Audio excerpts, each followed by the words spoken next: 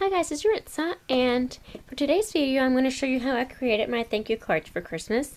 It is almost Valentine's and I'm just now getting to them. I have a tendency to procrastinate a lot, but I finally sat down today and decided to come up with a concept, and then I'm just going to mass produce them. So I decided not to make them too bulky since I have a lot of them to pass out, so that I can keep the postage cost low. But I also wanted to make them stand out, give it a little texture without having any of the bulk from having three-dimensional embellishments or pop dots or anything like that. And I just wanted to share how I created the card. So for the card base, I took just a regular 8.5 by 11 piece of craft cardstock. This is the Paper Company craft cardstock, which is Joann's brand, I guess you could call it. And I just cut it down the long ways and 4 1/4. And I'm just going to simply just fold it in half and give it a good score.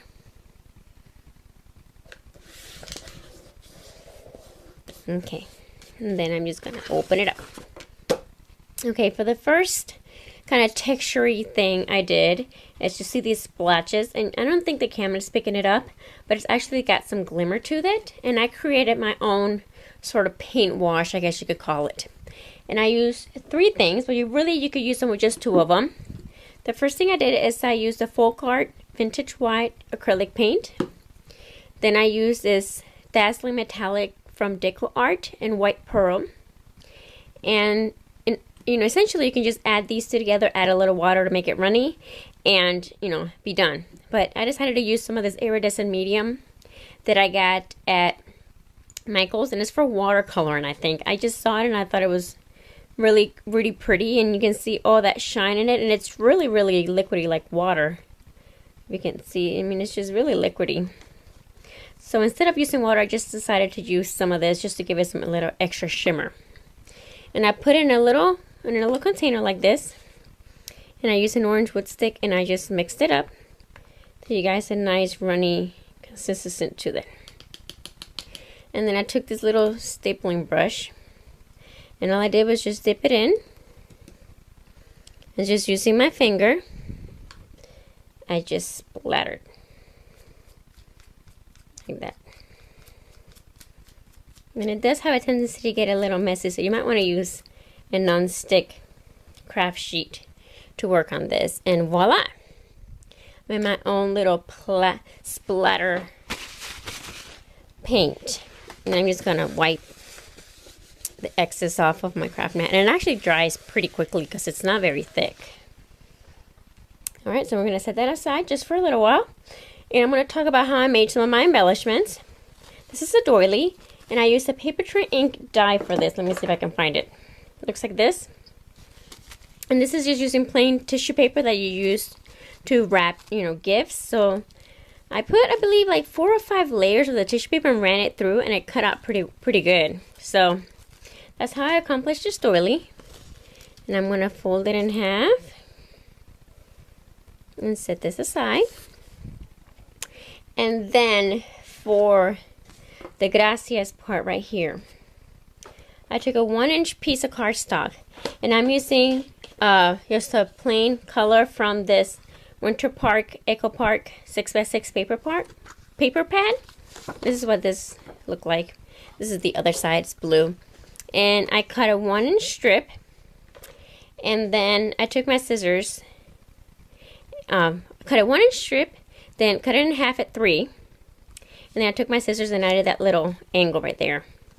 And then I took some broken china and just etched the edges like this, just to cover up the white you get after you cut the paper. I'm going to take my little embossing buddy, just add a little powder on there. I'm going to emboss the gracias with Versamark, and this is a Alamode white embossing powder. And then I'm going to be using this gracias stamp that I got at Hobby Lobby.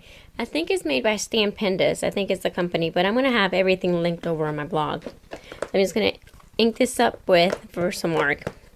And then I'm going to take a Q-tip, and Let me see if I can find it. I got stuff everywhere. Okay, so I got the Q-tip, and one side is wet with water and the other side is dry. And I'm going to just take the Versamark off of the dot of the eye, because I want to use the holly berry and leaves as the dot.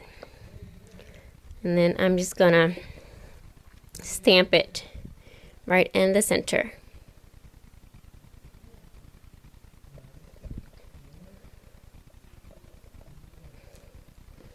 And you can kind of see that. And you see the little spot on the eye, that's just because it's wet from the water. But once I put the embossing powder on it, you can take that off actually pretty easily with just the dry side of the Q-tip. So I'm just going to add the white embossing powder.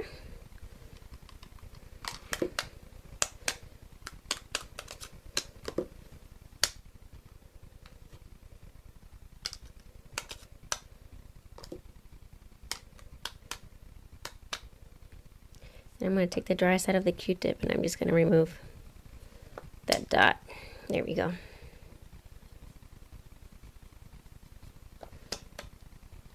And have something that looks like this, and I'm just going to take my heat gun and emboss it.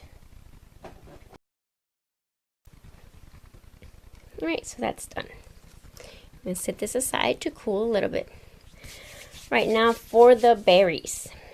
I'm using this two-step die by Cricuts. This is a old retired die. I got it at Hobby Lobby.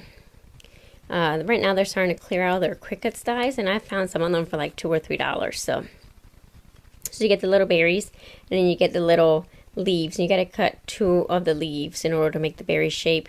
But this is the die I used, and the little tip I wanted to tell you about is how to make the berries glitter. I wanted to use red glitter paper, but red glitter paper I had in my stash was too bright. It wasn't the right shade of red that I wanted.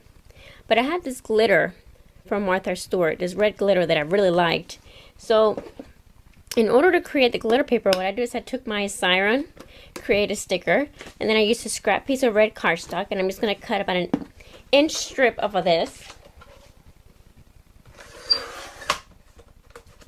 Okay, so it looks like that. And then you're just going to pull it in here and pull it through. I'm just going to rub all the edges to make sure the adhesive is separated from the plastic which you're about to pull. Remove the clear paper. And then you're going to have adhesive left on this piece of cardstock. And you're just going to very carefully just remove the backing so that the adhesive stays on the cardstock and it doesn't pull up with the paper. And you're simply going to take your glitter and just sprinkle it over the cardstock. And I like to just squeeze it so that it really sticks to it as good as it can. Get all the excess off, and voila! You have some really beautiful glitter paper that matches whatever you're working on, and it cuts beautifully through a die cut machine. So that's how I created a little berries. Alright, so let's start assembling the card.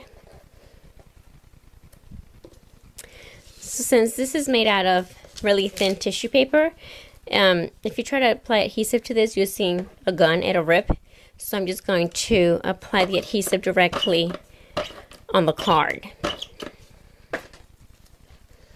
And I want the sentiment to cover the edge, sort of like that. So I'm going to use that as a guide.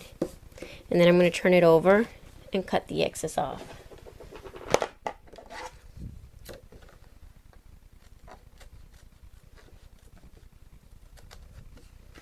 Okay, I'm going to apply adhesive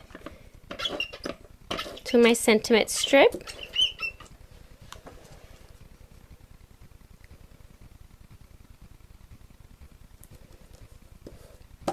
And then I am going to put the berries so that the bigger of the berries is right over the eye as the dot. And I'm going to be using a glue dot for that.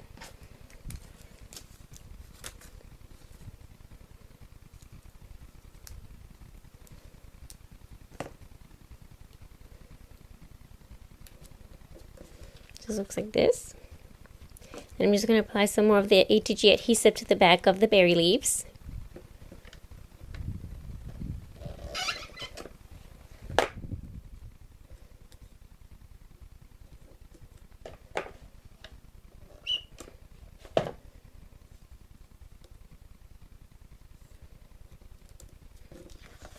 And then I'm going to take my corner chomper on the 1/2 inch side and just round the bottom 2 edges.